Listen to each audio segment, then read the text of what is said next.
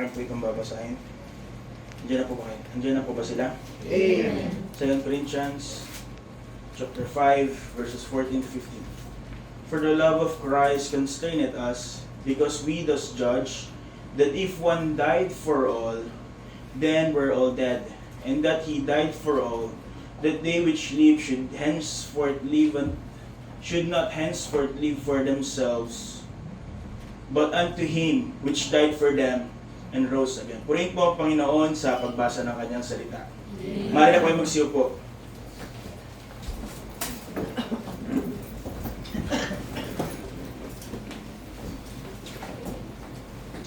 So inyo pong naalala, konting balik-tanaw po, at tayo po ay nagkaroon na po ng ilang pong pangangaral mula po sa series ito. Sinimulan po natin yung ating pong pagnanais na mas maunawaan po ang ginawa ng Panginoong Hesus sa pamamagitan ng i-establish na the cross of Christ is the centerpiece, hindi lamang po ng Biblia, bagkus ng human history. We have seen that in our sermon, the supremacy of Christ. Hindi lang po yun, kung inyo pong naalala, we have also established na ang redemptive work of the Lord Jesus Christ in the cross of Calvary is not just one path among many. It is the only way, natatanging daan upang aluin ang banal na puot ng Diyos at upang pong bayaran ang ating pagkakasala. We see that in the significance of the cross. At gayon din po ating nalaman that salvation was free but it was not cheap. We have tried to understand ano po yung naging paghihirap ng Panginoon. I believe wala pa po sa kalingkingan ang tunay na paghihirap na kanyang naranasan ng ating pong pinag-aralan. But that should be enough for us to understand na ang kaligtasan na ating pong tinatamasa at ating ini-enjoy ay hindi po walang halaga. Ito po ay binili sa pamamagitan ng walang hanggan ng banal na dugo ng Panginoong Hesus. That He for us was hanged upon a rugged tree. At kung saan po ang kanya pong dugo ay binubo, siya po ay nagdusa at kanya pong sinalo ang divine wrath of God. That we see in the suffering of the cross. And then after that, atin pong mas mauunawaan ang susunod na ating pinag-aralan, given the context of Christ's suffering, knowing that that suffering should have been ours. That crown should have been ours. Yung kanya pong sugat, yung bugbog, yung mga pang-uuyam na kanya pong naranasan, yung mga butas sa kanyang katawan, yung kanyang pagkabayubay sa krus, at higit lalo na yung puot ng Diyos ay dapat sa atin. But Christ died in our stead. Tayo po dapat yun. But because God loved us so much, we see there's a substitution of the cross. And lastly, kung inyo pong naalala, all of that ay hindi po ay mababaliwala lamang po kung hindi po na-accomplish ng Panginoon ng kanya pong layunin. We praise God that Calvary ay hindi po isa lamang down payment at tayo po ang magpapatuloy ng mga bayarin na kailangan nating bayaran. We thank God that it is not a moral example for us to follow. That it is not an incomplete installment na tayo po ang magpapatuloy na magbabayad. We thank God because the cross of Christ is a single, perfect, eternally complete act of redemption. That's why we can understand, we can appreciate the word tetelestai. It is finished. Natin po pinag-aralan last time in the success of the cross. Ngayon naman po, kung atin na palang na-establish na naganap na, natapos na, that redemption is already complete. Ano na sa atin ang krus ng Panginoon? Ano na sa atin ang kanyang paghihirap? Is the cross of Christ now merely something we look back on, na ating babalikan tuwing tayo po yung magkaka-Lord's Supper? Ito po ba ay isa lamang kaganapan na lamang sa history in ancient Rome? God forbid. Sapagkat ang krus, yung redemptive work na ginawa ng Panginoong Jesucristo is not just the thing of the past. The cross is still an active present power na patuloy pong gumagawa sa mga mananampalataya sa mga araw na ito, sa mga oras na ito. And while the work of redemption was accomplished while the work of redemption accomplished for us is finished, the power of the cross in us is dynamically ongoing.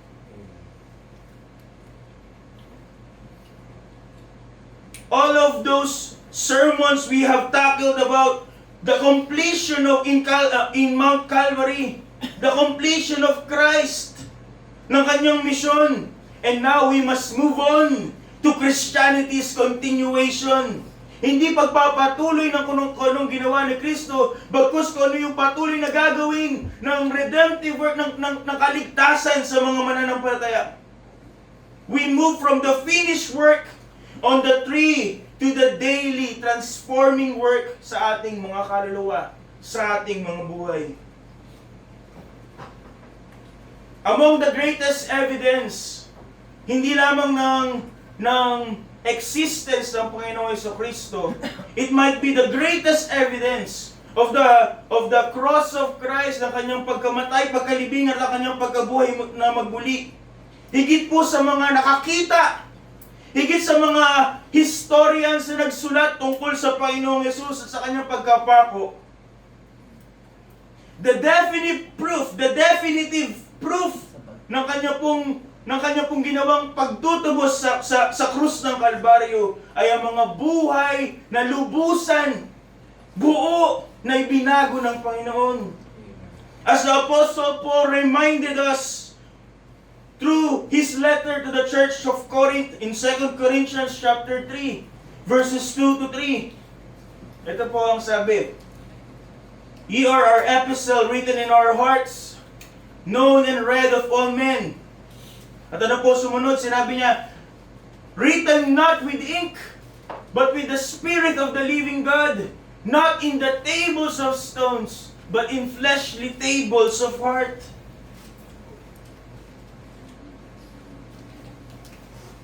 Paano pinapatunayan yung mga gawa ng mga apostol? And through that, the redemptive work of the Lord Jesus Christ is through the lives of the people who have been changed by it. So ang krus ng Panginoon ay hindi lamang po an historical event, an artifact. Hindi lamang po ito isang idea. Hindi lamang po ito isang doktrina. Hindi lamang po ito isang bagay na nasa nakaraan.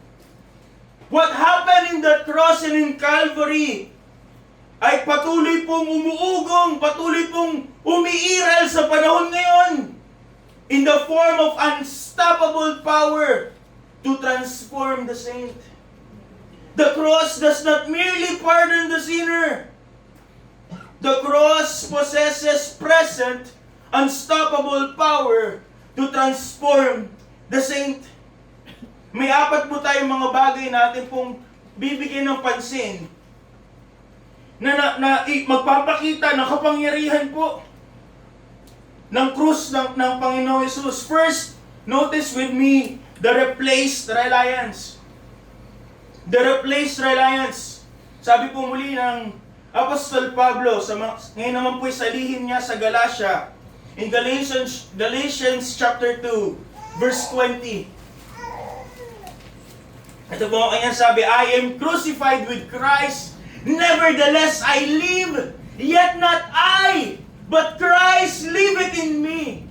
And the life which I now live in the flesh, I live by the faith of the Son of God, who loved me and gave Himself for me." May 2,000 taon na ang nakaraan. And the cross is not only the place where Christ died for us. Sa krus ng Kalbaryo sa Golgotha, doon po mismo exactly the place where every believer who have put their faith on Christ have died with Him. Katulad na sinabi ng Apostol Pablo, tayo ay pinakong kasama ni Kristo.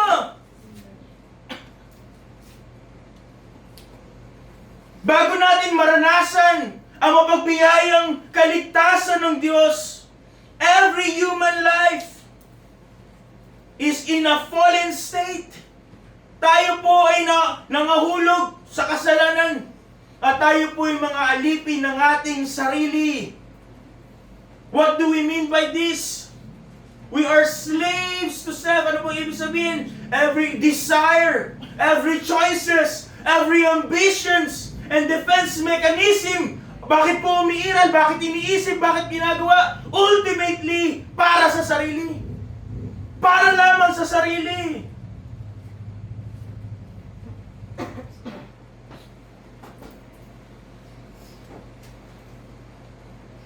Para sa sarili at wala pong iniisip para sa Diyos. Sarili po ang nakaupo sa trono ng puso. At ano po ang hinihiling? Kaluwalhatian para sa sarili. Comfort at control. But look closely, ano po sinabi ni Apostol Pablo? I am crucified. Remember, hindi po ito isa lamang palamuti, isa lamang pong pakul na term.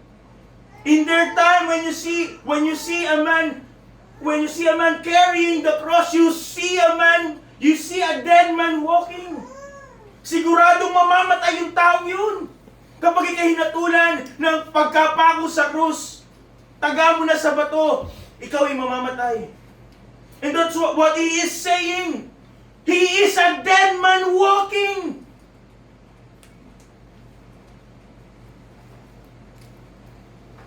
He said, I am crucified. Hindi na po sinabi ang aking sarili ay babaguhin, pagagandahin, pagbubutihin. Ano po ang ginawa ng Panginoon sa krus? Hindi po niya pinaganda ang sarili, ang ating mga sarili. In the cross, self was executed. Kasamang namatay, pinako ng Panginoon. Sa original Greek po, ang tense na ginamit ni Apostol Pablo is in a perfect passive tense. Na kung the right translation, if I may say, ay dapat po, I have been crucified with Christ.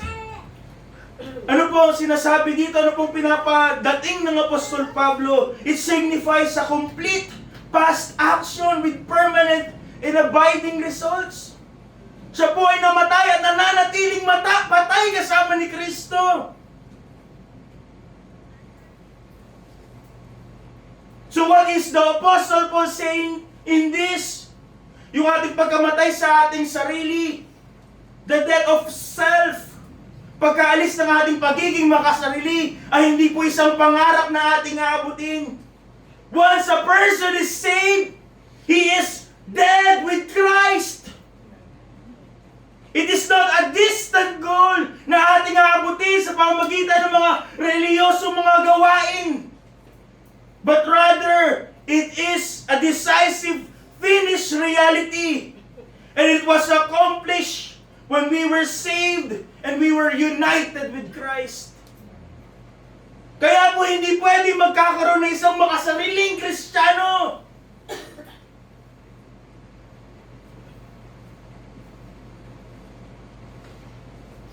But out of that execution, there's a paradox in this verse. Ano po sinabi ni Apostol Pablo? He revealed to us the paradox, so para magkabaliktad pero hindi. The paradox of the gospel. Ano po makikita natin? Patay, pinako sa krus. Ngunit ano po sinabi niya? I live. What we see here is the paradox of the gospel. Dead, yet living. Patay, ngunit nabubuhay. Ngunit napakalinaw po na sinabi ng Apostol Pablo, hindi na para sa sarili. Hindi na para sa mga ninanais ng kita, ng nasa. Living no longer centered upon self. At ano na po? centered entirely, ang kanyang buhay na ay nakasentro na, buong tunay, buo, na nakasentro sa tao, sa kanya na namatay para sa kanya.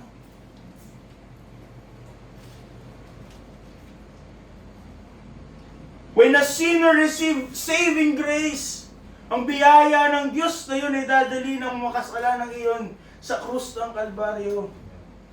And in that moment, we die with Christ. We experience a violent shift in our identity. Walang tunay na Kristiyano ang magsasabi na siya po ay ligtas, ngunit walang pagbabago sa buhay. Nananatiling kung sino siya, yun pa din. Ligtas, ngunit sarili pa rin nasusunod. At the cross, our autonomous ego was judicially executed. At nang tayo po'y naging kaisa ni Kristo sa kanyang kamatayan, yung kanya pong kamatayan ay naging kamatayan din natin.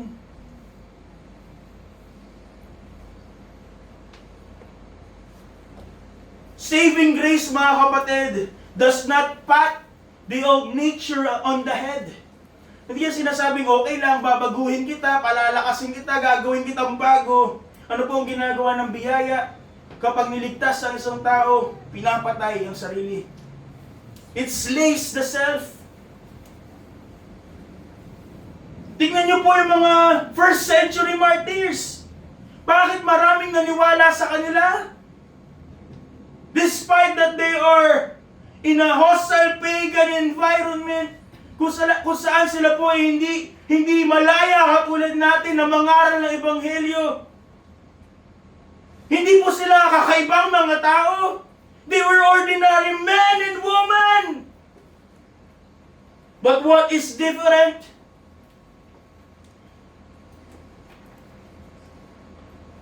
They have anchored the way they live in their death with Christ. Sila'y nabubuhay na parang patay, nakasama ni Kristo. Kaya pa sila po ay dinadala sa mga Koloseo upang sila po ipakain sa leon. Hindi sila makakarinig ng mga nag-iiyakan, naghihiyawan, mga nagsisisi. At nais lang tumalikod ng mga Kristiyano. Ano po ang kanilang naririnig? Mga nag-aawitan. Haharap sa kamatayan, ngunit nag-aawitan. Patuloy na nangangaral. Habang sila po ay sinusunog ng buhay, habang sila po ay nakaharap sa kanilang berdugo, wala po sa kanila. Sila po ay hinarap ang kamatayan na may kapayapaan. Hinarap po yung kanila pong execution with joy. They are willing to lay down their lives, not out of fear.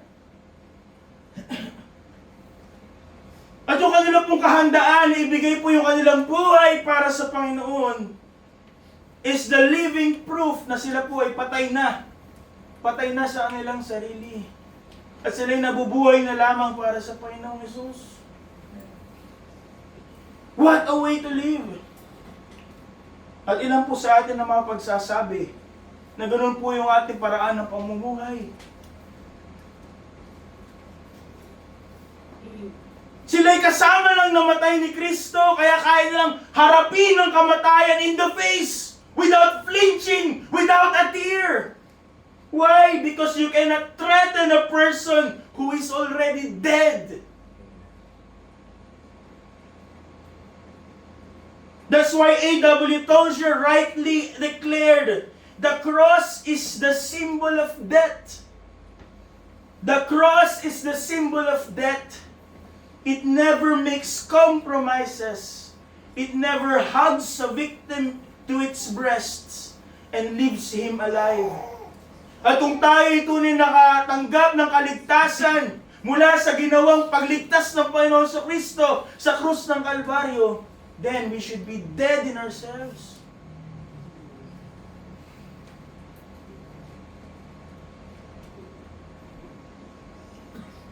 Again, the cross of Christ is not just a part of history, not just an event that we look back during the Lord's table. It is through the cross of Christ, in His redemptive work in the cross, that we see the power that strips away the slavery of self. At ano po ang pinapalit? Kahandaan na mamuhay para sa Panginoong Hesus. Even in the face of imminent death, sure death.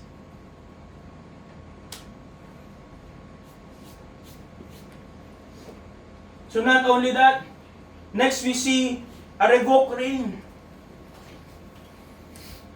The power of the cross of Christ, the strength of the cross of Christ produces revoked reign. May kita po natin yan sa Romans 6, verses 6 to 7. Sa Romans 6, verses 6 to 7. Ito po sa harap kung kaya nyo basahin. Sa harap po, reading begins.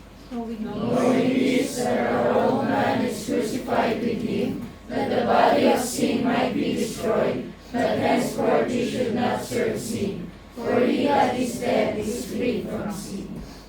Hindi po ba isa sa mga nanais, isa sa mga slogan sa panahon natin ay kalayaan? Kalayaan mula sa otoridad ng magulang, kaya naghihintay ang mga kabataan na makarating sa legal na age. Financial freedom kung saan ang iyong pera na ang magtatrabaho para sa iyo. And different kinds of freedom na hinahanap po ng mundo. But the grim reality, mga kapatid, is that they are slaves. A fallen man are slave. Fallen men are slaves. Hindi lang po sa kanilang sarili, sila rin po ay mga alipin ng kasalanan.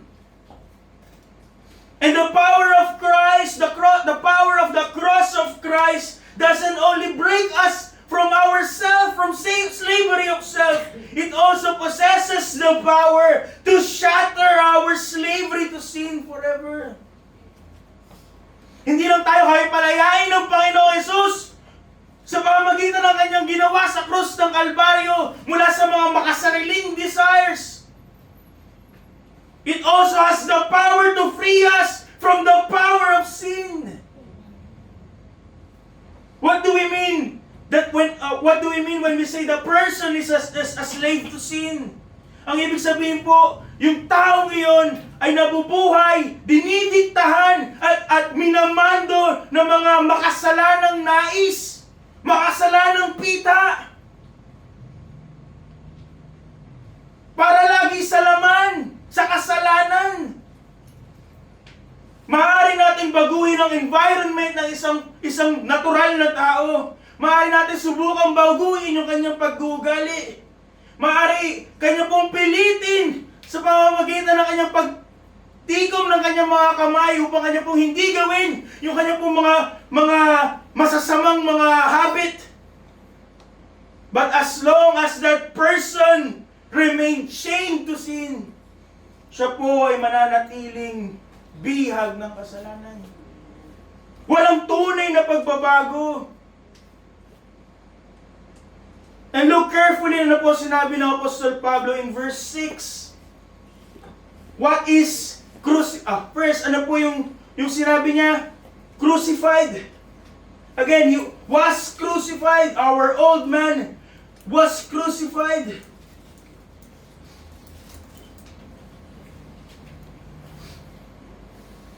Kung niyo pong naalala doon sa una, sa Galatians, ang ginamit niya po ay past perfect. Ngayon naman po may tinatawag po na aorist verb tense sa Greek.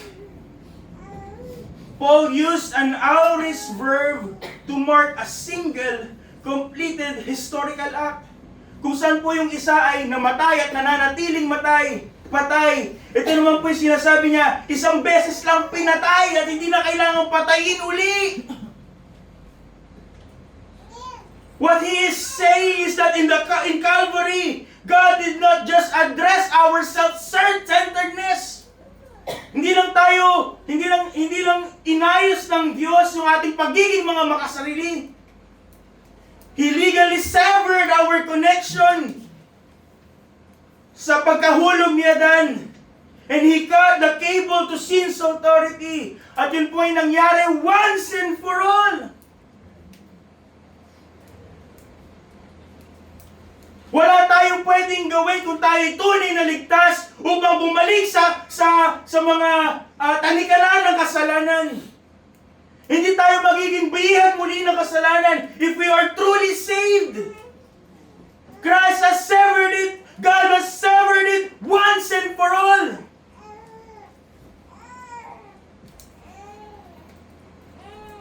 At bakit po? Knowing this, that our old man is crucified with Him. Our old man, our old nature, the sinful nature na ating minana mula kay Adan, it has been crucified with Christ. At bakit daw po, sabi ng Apostol Pablo, that the body of sin might be destroyed.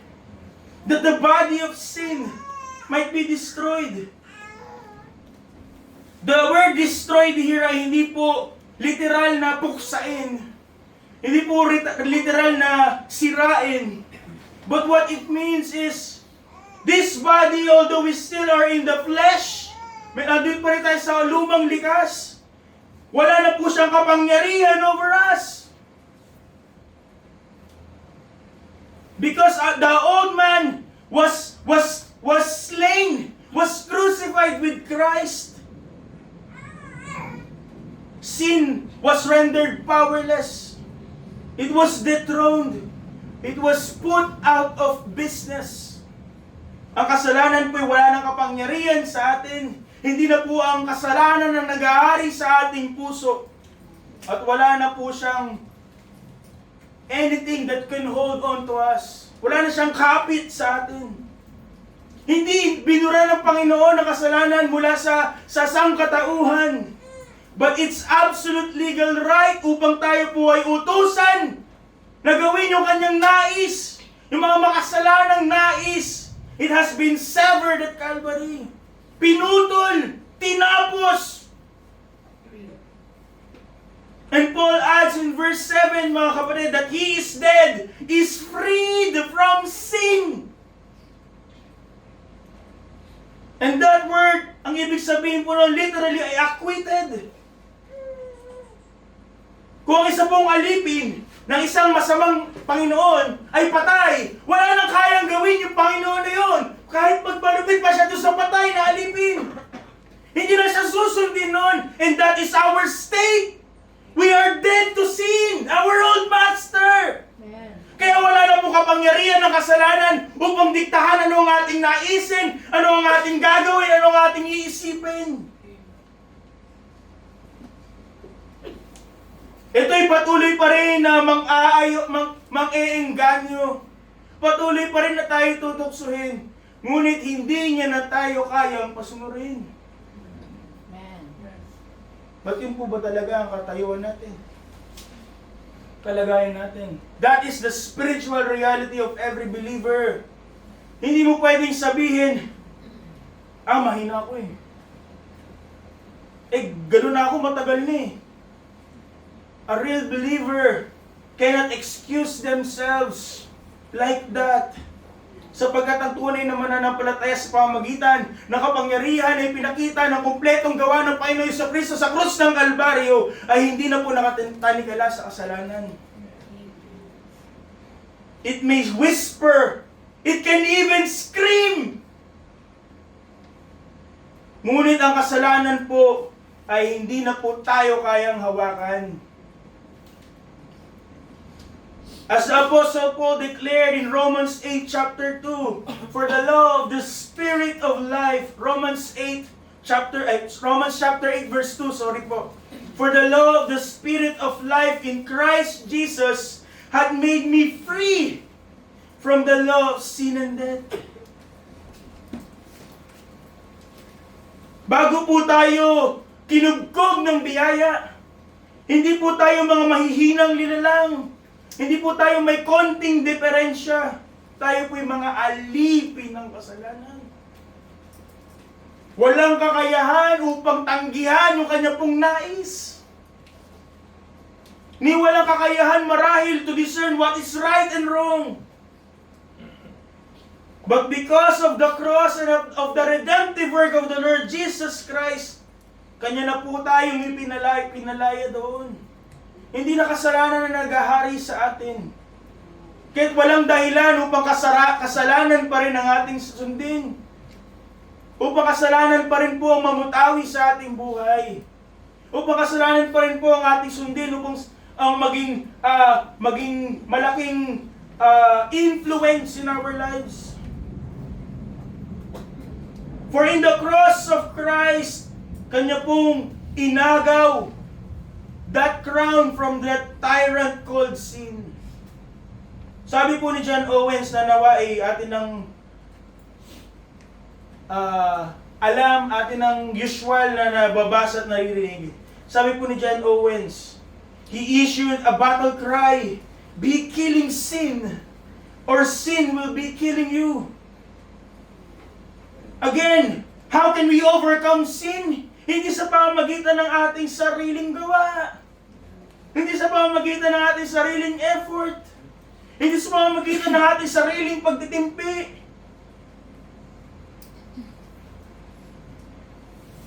We mortify sin by what? By standing on the finished historical event of the cross. Sa pamamagitan ng ating pagdepende sa ginawang pagtubos ng Panginoong Jesucristo. We do not overcome lust by mere willpower. A person can have some victories over lust, but hindi niya kayang tanggihan, hindi niya kayang puksain yung kapangyarihan ng kasalanan sa kanya. We only conquer lust by reminding ourselves that it is the very sin that nailed my Savior to the cross. How do we conquer bitterness? Hindi sa patuloy na pag-iisip, hindi sa patuloy na pagsusubok ng pagpapatawad, hindi sa patuloy na pag-iisip na siya'y makakarma din, or there's something good coming your way. We conquer bitterness by standing beneath the blood of the one who prayed, Father, forgive them.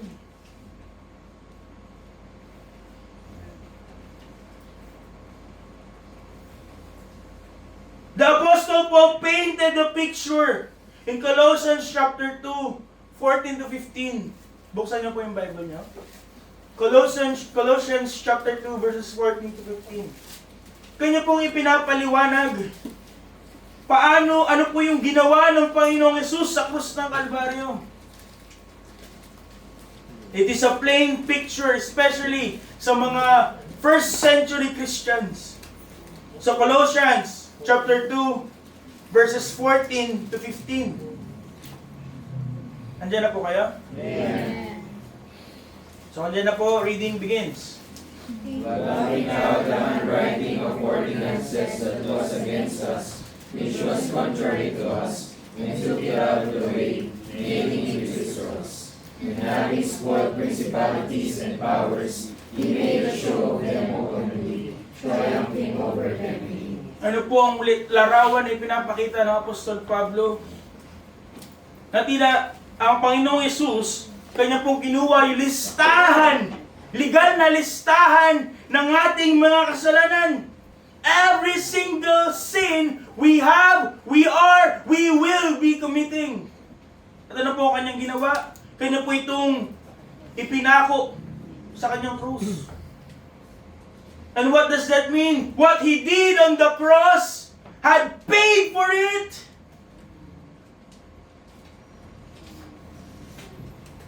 And how did He, and that means that our debt, because of our sin, are canceled forever. Ngunit hindi po nagtapos yung triumph, yung kapangyarihan na pinakita na naganap, na dulot ng krus ng Panginoon ay pinapakita ng Apostol Pablo. In the second part, atin po makikita that He, having spoiled principalities, sabi po, that Christ having spoiled principalities and powers, He made a show of them openly, triumphing over them in it. Ano po sinasabi ng Apostol Pablo? Na kanya po, na ang Panginoon po ay kanya pong naganap, yung kanya pong misyon, kanya pong inalisan ng armas, ng kapangyarihan, si Satanas, ang kanya pong mga alipores, ang kasalanan, ang kamatayan, kanya pong inalisan ng mga armas ng kapangyarihan. At kanya pong ipinarada sila. And that is a custom in ancient world upang ipakita, walang kahirap-hirap. Tinalo ko sila. At ngayon sila po ay mga talunan at wala ng kapangyarihan. That Christ is proving to the universe na sila po ay kanya nang nagapi sapagkat siya po ay nagtagumpay sa krus ng Kalbaryo. That it is to the cross kung saan ang kasalanan po was made both ugly and necessary. If we know truly what happened to the cross, we will see that the cross made sin both ugly and unnecessary. Bakit siya pangit? Bakit ka suklam-suklam? Because it cost Christ His precious blood. And why is it unnecessary? Sapagkat wala na pong kapangyarihan ng kasalanan sa atin. Ginapi na ng Panginoon si Satanas. In effect, wala ng kapangyarihan ng kasalanan sa mga taong mananampalataya kay Kristo. And for true believers, and through the power of the cross of Christ, sin should be ugly and unnecessary. Kaya nga po't wala, katulad ng aking sinabi kanina, walang makakapagtago sa dahilan na, ito ako eh. Hindi ko mapigilan yung nararamdaman ko eh. Because if we are in Christ, yung mga lumang mga Panginoon ay inalis na po sa trono. Si Kristo na lang po ang nasa trono. Wala nang kapangyarihan ang mga lumang Panginoon, si Satanas at ang kasalanan, ang sarili, upang tayo po ay lokohin, upang tayo po ay piliting gawin ang kanyang nais. We are no longer compelled to obey sinful desires. Kaya ang mga makasalanan na nakasumpong ng tunay na biyaya ay kaya magbago.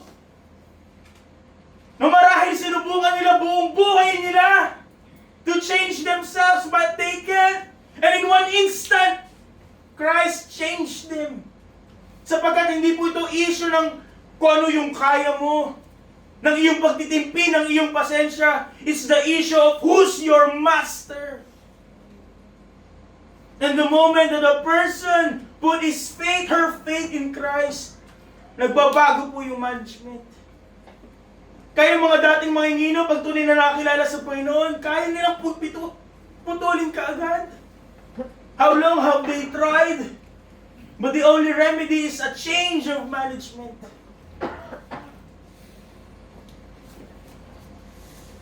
We are no longer compelled to obey our sinful desires. May mga pagkakataon that we will struggle, that we will stumble, ngunit hindi na po tayo nakatanikala sa kasalanan. Hindi na po ang kasalanan ang magiging Panginoon ng ating buhay. Anong kapangyarihan ang ginawa? Ano po ang kapangyarihan pinamalas ng krus ng Panginoon? Not merely to reform you, not merely to reform us. He did not just change our habits, He liberated our soul. Pinalaya ang ating kaluluwa.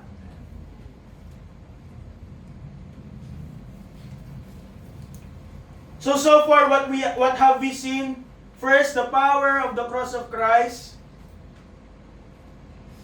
Ano po yung unang point?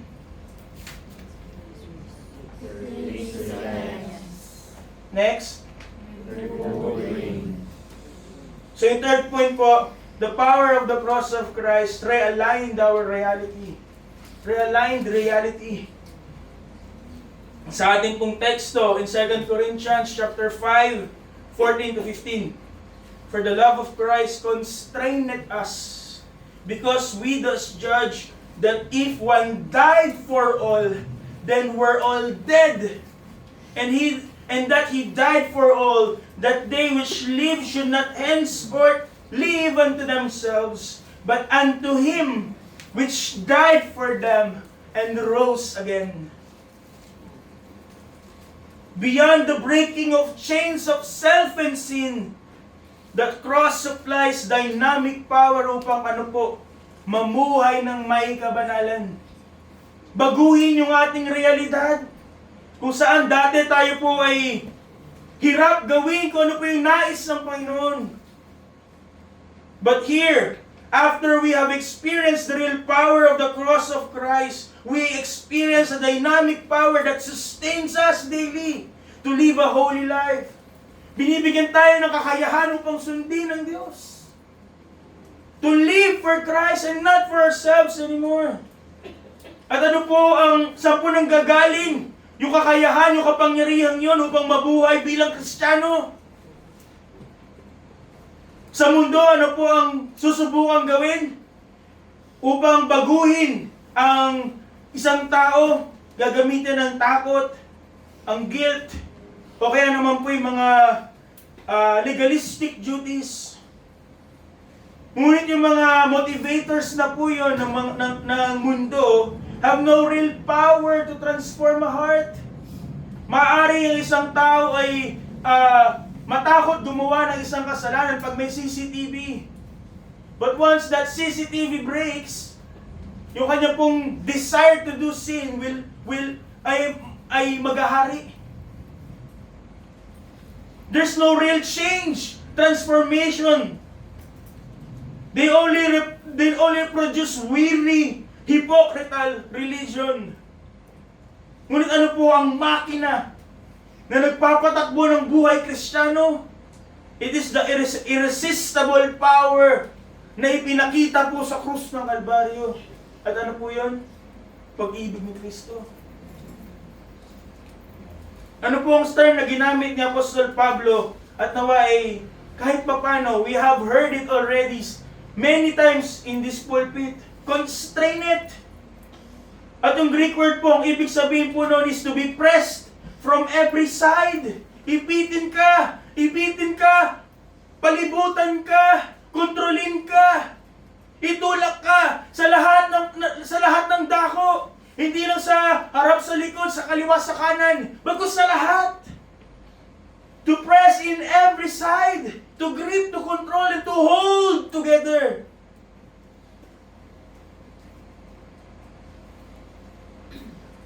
Dahil sa pag-ibig ni Kristo, we are constrained. And where did this power came from? Ipinaliwanag po ng Apostol Pablo na nanggaling po ito because we thus judge that if one died for all, then we're all dead, and that He died for all, that they which live should not henceforth live unto themselves, but unto Him which died for them and rose again. Saan po nanggaling yung constraining power upang yung mga mananampalataya, kahit na ayaw na nilang mag-church, kahit natisod sila kay brother, kay sister, ay magkakaroon po ng parang kapang may kamay na tumutulak sa kanila at sila po pupunta pa rin ng church services ng worship upang magpuri sa Panginoon. Na kahit may sakit ay magpapatuloy, kahit may problema ay magpapatuloy. Hindi po yun yung pag-ibig ng mananampalataya sa Panginoong Jesus. What constrained the believer is the love of Christ for us demonstrated in the cross.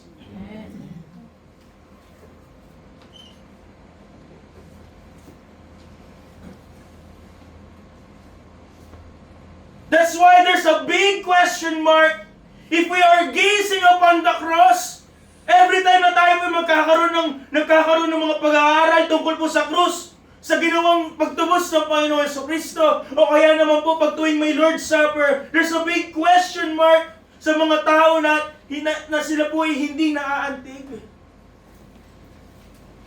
Na sila po walang nadudulot na pagbabago, walang puwersa na nararamdaman. Even after all the facts about the cross of Christ,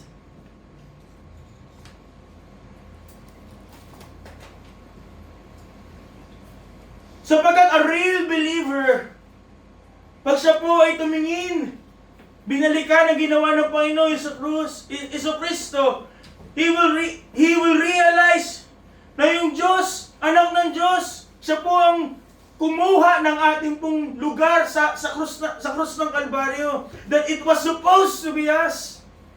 Na yung kanya pong, yung paghatol na kanya pong binata ay para sa atin. At siya po ay namatay para sa atin. Siya po ay tumagis yung kanya pong dugo para sa atin. Tumigis yung kanyang dugo para sa atin. Na hindi man lang maaantig sa pag-ibig na ipinakita ng Panginoon. At kaya pa rin ipagbalit ang Panginoong Hesus sa iba. Because if we truly understand an inkling of what Christ has done, it should produce a holy gravitational pull sa ating mga kaluluwa. Ito dapat ay mga hawak sa kung ano yung ating minamahal. Ito ang magmamando sa ating puso.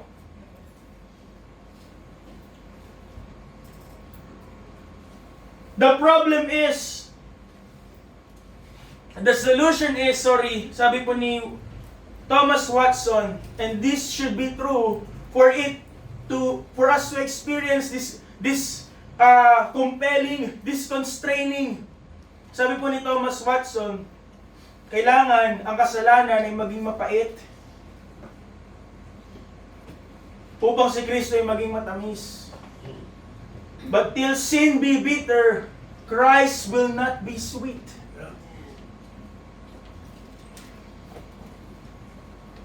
And that's the aim of this series.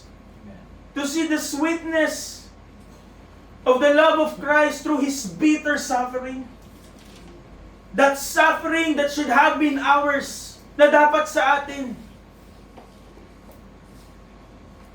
And if we truly experience that power, yung pagsunod sa Panginoon ay hindi na magiging pagbigat. Yung pagsunod sa utos ng Diyos ay hindi na magiging kabigatan sa puso. At yung pagluluwalhati sa Panginoon, pagsamba sa Kanya ay hindi na magiging chores, hindi na magiging paulit-ulit lamang, regular na aktibidades. It will become a joyous act.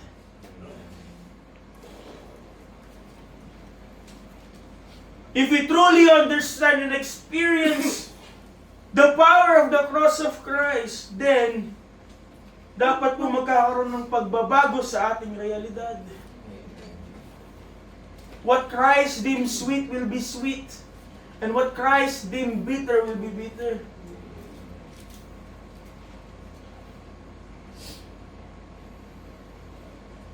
It doesn't mean na tayo po ay magigising sa umaga at tayo po ay magsusumikap upang makamit yung pabor ng Diyos. For that favor was forever secured by Christ. Instead, ano po ang gagawin? Every morning we wake up, ano po ang magiging desire ng ating buhay? Ano po ang magiging desire natin para sa araw na yun? Hanapin ko ano yung makakalugod sa Panginoon. Hanapin ko ano yung makakapuri, makakaluwalhati sa Kanya. Sa Kanya na namatay para sa atin. Ating aalamin kung paano mabuhay para sa Kanya na namatay para sa atin. And if we fail, sapagkat tayo mahihina, we will. Hindi po tayo babalik. Hindi po tayo tatakbo palayo sa krus, sapagkat tayo ay labis ang kahihiyan. But we can run back to the cross, sapagkat God has promised through His Word in 1 John 1:7 that the blood of Jesus Christ, His Son, cleanseth us from all sin.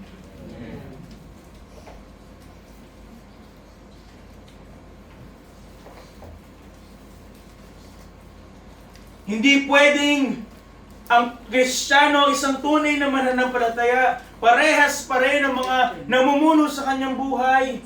Hindi pwedeng parehas pa rin ang kanyang paraan ng pamumuhay.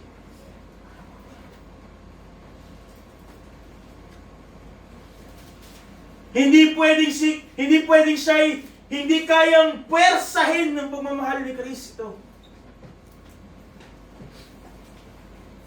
And lastly, mga kapatid,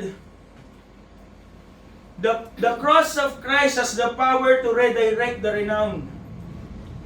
To redirected renown. Sabi po ng Apostol Pablo ulit in Galatians 6:14, "But God forbid that I should glory save in the cross of our Lord Jesus Christ, by whom the world is crucified unto me, and I unto the world." So finally, notice with me, the power of the cross to sever, putulin, yung pagsakal ng kamunduhan. The power of the cross to sever the stranglehold of worldliness. Paano po sinimula ni Apostol Pablo yung kanya pong yung talata in verse 14? God forbid! God forbid that I should glory save in the cross of our Lord Jesus Christ. Huwag nawa! Hindi!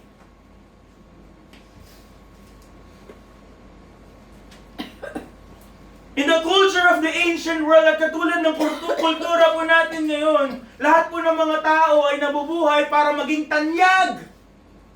Kaya nga po may mga kwento tungkol sa mga tao na kanilang tinatawag na mga demigods. Sapagkat yung mga taong yun have accomplished great feats na kanilang tinuturong yung mga taong yun ay anak ng Diyos. And they sing songs for those people. Ano po ang buhay nila? To be in those songs in the ancient world. At hindi po ba ganun din po tayo in this present world?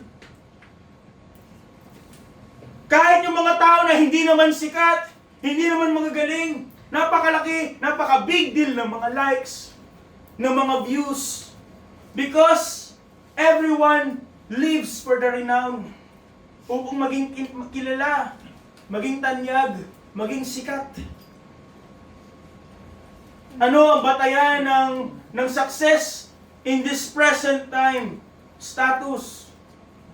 Katayuan sa society, katayuan sa isang kumpanya, kayamanan, katalinuhan, yung kanya pong lahi. Maybe some are boasting about religious performances o kaya yung kanilang mga moral achievements. Yet all of those achievements, ano po ang ninanais? Itanyag ang sarili.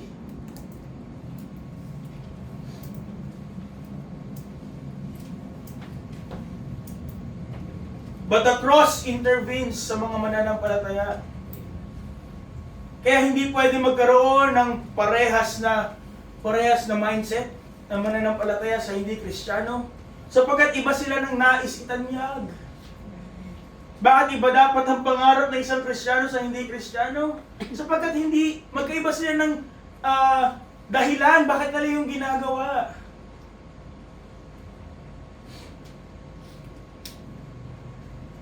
God forbid, sabi ni Apostol Pablo, that I should glory save in the cross of our Lord Jesus Christ. At ano po ang sinabi niya sa mga susunod?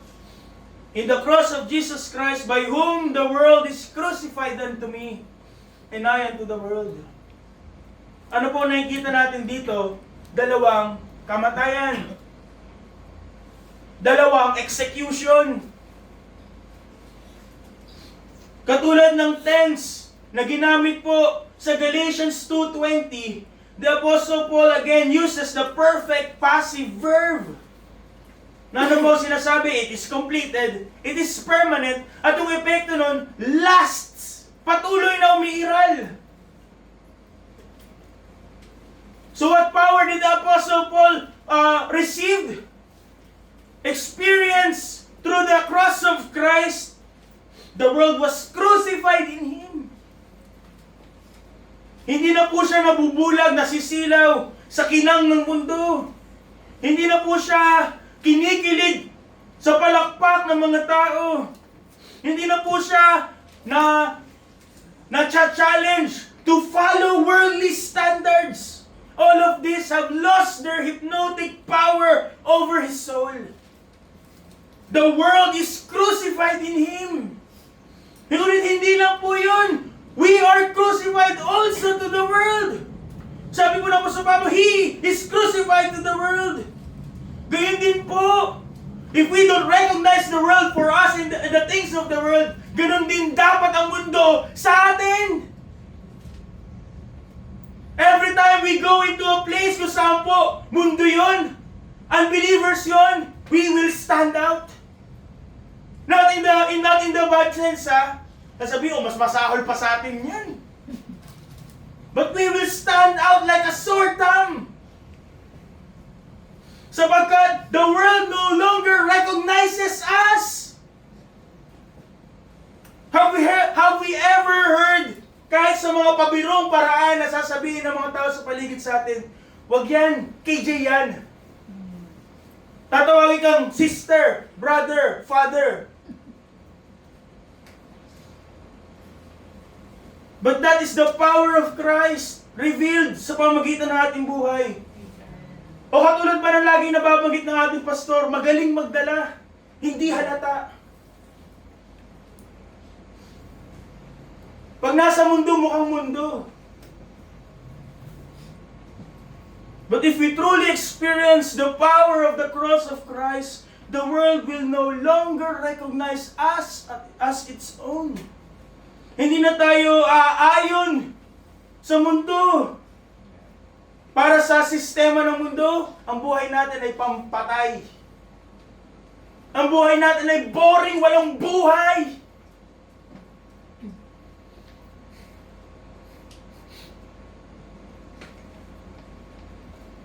But that is not the truth. The truth is we found the real life. Through the cross, if we truly experience that power, it will destroy idols of human glory. Wala na tayong pagnanais na itanghal ang ating sarili o itanghal ang ibang tao. If you truly understand and experience the power of the cross of Christ, it should humble even the strongest saint.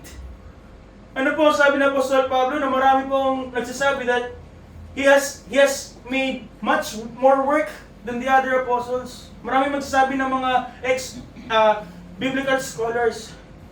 Ngunit ano po ang kanya po pagluluwalhati? Sa krus ni Kristo. Hindi sa layo na kanyang narating, sa dami ng tao na kanya pong nabahagian ng Ebanghelyo, sa mga malalaking tao na ginamit ng Panginoon, na siya po ang nagdala. Ano po ang kaluwalhatian ng Panginoon sa Kristo? Sa krus ng Panginoon sa Kristo.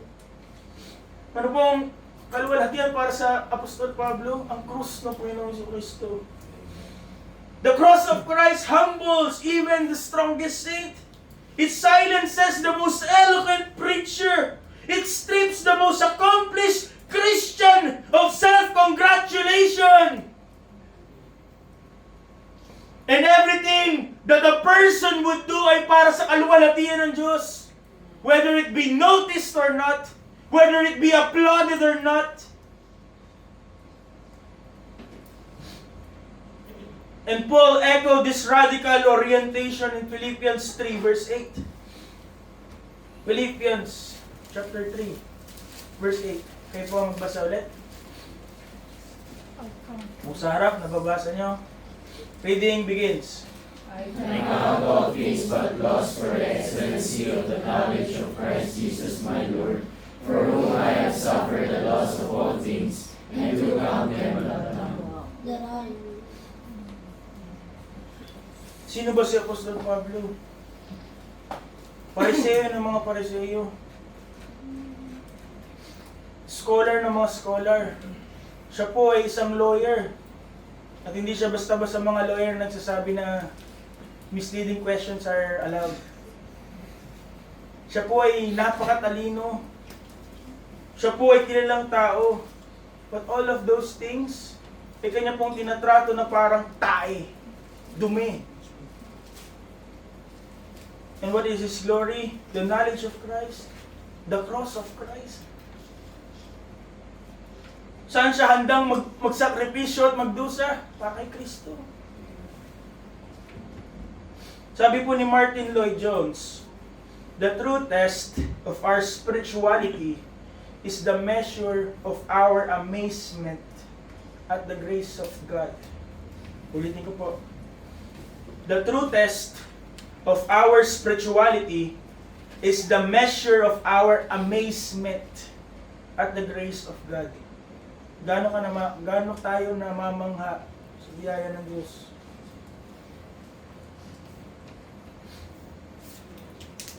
Gaano tayo namamangha sa ginawa ng Panginoong Hesus sa krus ng Kalbaryo? Bakit ang krus ng Kalbaryo, yung ginawa ng Panginoong Jesucristo, ang tanging bagay na dapat nating niluluwalhati? Sapagkat in that place in Calvary, in that event, human pride was crushed. Ang banal na galit ng Diyos ay naalo, it was satisfied.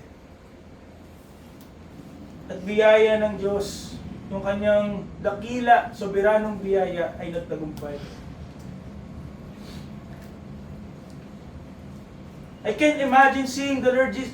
If I can have a time travel device, I would not dare go back in Calvary. Because I don't know how would I react. How broken will I be to see what He has done for me. But just reading about it, hearing about it, knowing that the Son of God had bled in a wooden tree for me, it breaks my heart. It breaks my heart na hindi ko kayang ibigay yung nararapat para sa Kanya. It breaks my heart that there are times that I fail. But still, knowing the beauty of the Lord Jesus Christ,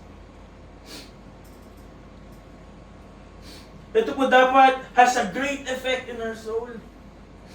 Knowing what the Lord Jesus Christ has done for us. Yung mga offer ng mundo, dapat habang tumatagal, hindi na natin yung kinukuha. Yung mga papuri na naririnig sa iba, dapat hindi na natin yung binabaliwala na natin yun. The more we see the beauty of Christ, the more the world should lose its splendor. The more the world should lose its charm. The more the world would lose their terror. Katulad ng mga unang Kristiyano. Maybe at first sila'y natatakot. But the more they see the beauty of the Lord Jesus Christ, what is death? Is an opportunity to be with Him.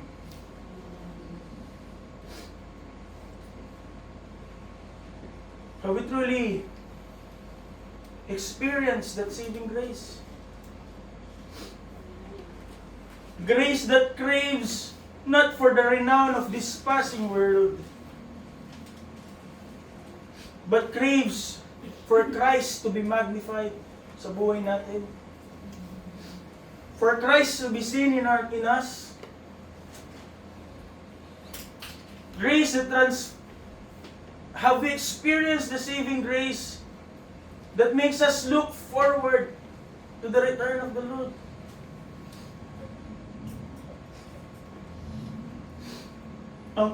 Ang nangyari sa krus ng Kalbaryo ay hindi po isa lamang event that we just happened one time. Na hindi lang po ito parte lamang ng history. Hindi lamang po ito isang bagay na ating babalikan. Bagkus ito po dapat ang pundasyon ng ating buhay. Ito po dapat ang nagmamando sa ating puso. Ito po dapat ang nagigiya, nagagabay sa ating mga paa. Nagtutulak sa ating mga kamay na gumawa.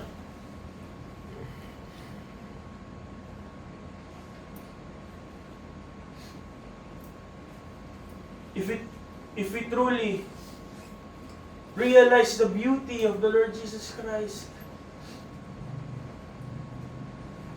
then there should be no religious pretenses anymore. Wala nang pagpapanggap. Lahat ng mga mananampalataya, kung tunay na unawaan, nakatanggap ng biyaya ng Panginoon, ay walang bench warmers. Lahat ay handa, ibigay ang lahat para kay Kristo. Even in the smallest way that they can. So, as we close this series, nawa we don't close our eyes to the beauty of Christ. Nawa it is a way for us to remind ourselves, to look at our hearts. Sinong nakatrono sa ating puso? To look at our walk. Kaninong daan yung ating pinutinatahak? It's not enough na ipapanalangin mo, sana kalooban ng Panginoon. Ngunit alam mong hindi yung kalooban ng Panginoon. Hindi magbabago ang katotohanan. Look at our devotion. Kailan lang tayo sumusunod? Hanggang saan tayo susunod? Hanggang saan tayo handang magsakripisyo? Onting ulan lang, hindi na tayo mag-church. Online na lang.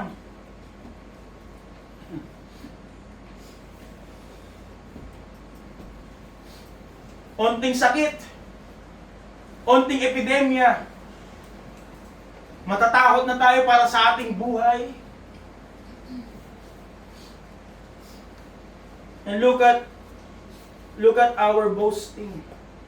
Anong pinagmamalaki natin? Anong namumutawi sa ating bibig? Pag meron ka nakita isang tao na matagal mo nang hindi nakita, anong una mo sasabihin?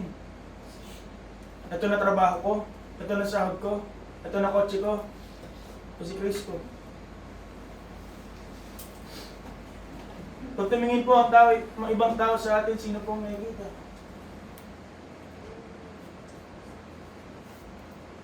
Mga kapatid, there's a big problem with this. Kung tayo tunay na ligtas, we will experience the power of the cross. But if this power is not manifested in us, then there's a big problem. Again, higit sa mga eyewitness, higit sa mga historians na nagsulat tungkol sa Ebanghelyo, the greatest evidence of the reality, of the genuineness of the gospel ay yung buhay na binago. But when the world looks at us, do they see Christ? Are we a walking gospel? Or are we walking libels? Nagiging daan para lalong hindi lumapit ng mga tao kay Kristo because they would like Christ but they would not like the Christians of Jesus Christ. But if the cross had justified us, the work of the Lord Jesus Christ had justified us, it will sanctify us. Hindi pwedeng ang tagal-tagal ng Kristiyano ngunit hindi lumalago. Sapagkat kung tayo ito nilaligtas, tayo po ay babaguhin ni Kristo. Palalaguin ni Kristo.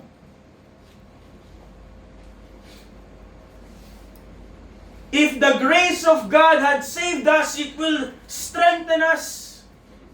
If it has redeemed us, it will reshape us.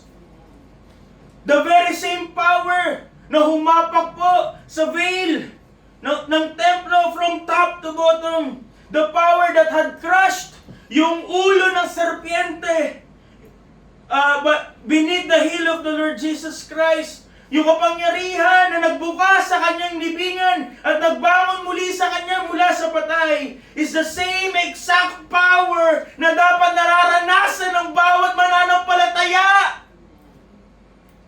And if that power is not in us, then there's a big problem.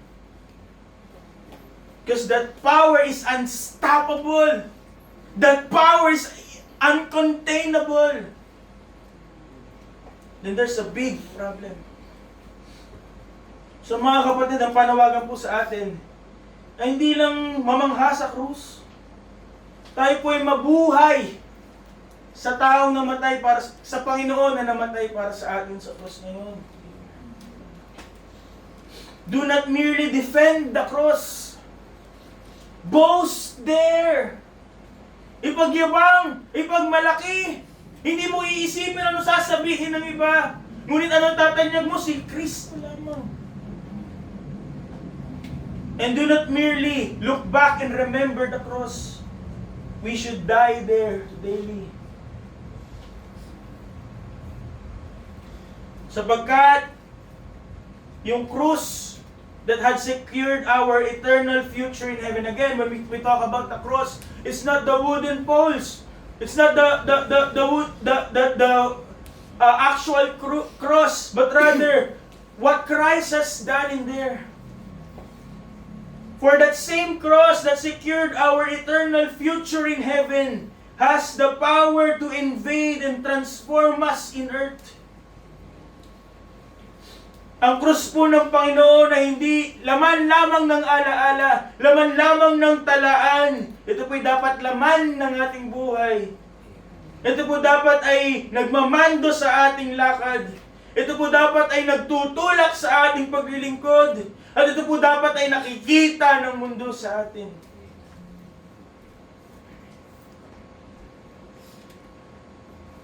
What do we do? What do we feel when we see the grace of God? Yun po ang aking tanong na iiwan sa atin. And I hope God will lead us to the right answer. Ito po ang salita ng Panginoon. Amen. Tayo po ay tumayo. Open na lang.